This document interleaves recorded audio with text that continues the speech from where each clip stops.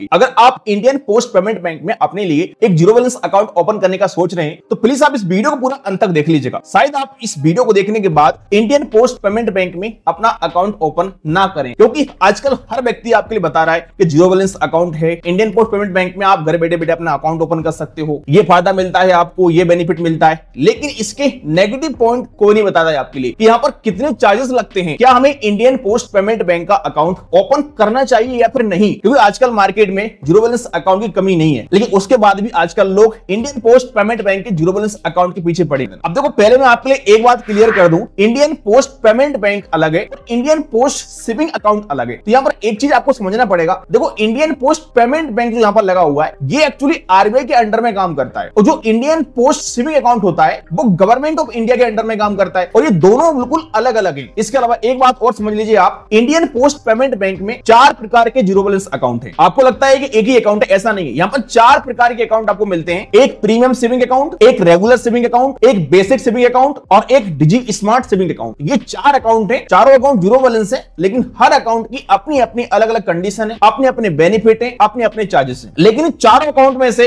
एक इनका digital account है। डिजी स्मार्ट अकाउंट को हम ऑनलाइन तरीके से ओपन कर सकते हैं इंडियन पोस्ट पेमेंट बैंक के एप्लीकेशन द्वारा। बाकी तीनों अकाउंट इनके इंडियन पोस्ट पेमेंट बैंक के आउटलेट से ओपन होते हैं, इस बात का आपको ध्यान रखना है। तो आज की इस वीडियो में हम बात करने वाले हैं इंडियन पोस्ट पेमेंट बैंक के डिजिटल सेविंग अकाउंट की, जिसका नाम है डिजी स्मार्ट सेविंग अकाउंट। कि ये अकाउंट आपका एक प्रॉपर बड़ा अकाउंट नहीं है, ये एक पेमेंट अकाउंट है। तो आप इस अकाउंट में मैक्सिमम 1 लाख रुपए तक का ही अमाउंट रख सकते हैं। दूसरा पॉइंट आपको यह ध्यान रखना है कि यहां पर आपको फिजिकल डेबिट कार्ड नहीं मिलता है कैश विड्रॉल करने के लिए, यहां मिलता है आपको ओनली वर्चुअल डेबिट कार्ड। इसके अलावा आप इंडियन पोस्ट पेमेंट बैंक के आउटलेट पर भी इस अकाउंट से कैश विड्रॉल या फिर कैश डिपॉजिट नहीं कर पाओगे। बाकी इस अकाउंट पर आपको क्यूआर कार्ड भी नहीं मिलता है। जब हम इंडियन पोस्ट पेमेंट बैंक में अपना अकाउंट ओपन कराते हैं तो वहां पर हमें एक क्यूआर कार्ड मिलता है, क्यूआर कोड नहीं, क्यूआर कार्ड होता है जिस पर अकाउंट नंबर वगैरह रहता है हमारा। तो इस अकाउंट पर वो नहीं मिलती है आपको। तो इन सारे पॉइंट से आपने एक बात समझ ली होगी कि ये अकाउंट आपका प्राइमरी अकाउंट नहीं हो सकता है। यानी कोई व्यक्ति सोच रहा है कि मेरा कोई अकाउंट नहीं है अभी तक और इंडियन पोस्ट पेमेंट बैंक में अकाउंट ओपन कर लूं, उसमें मेरा बैलेंस आएगा, उसमें बैलेंस रखूंगा,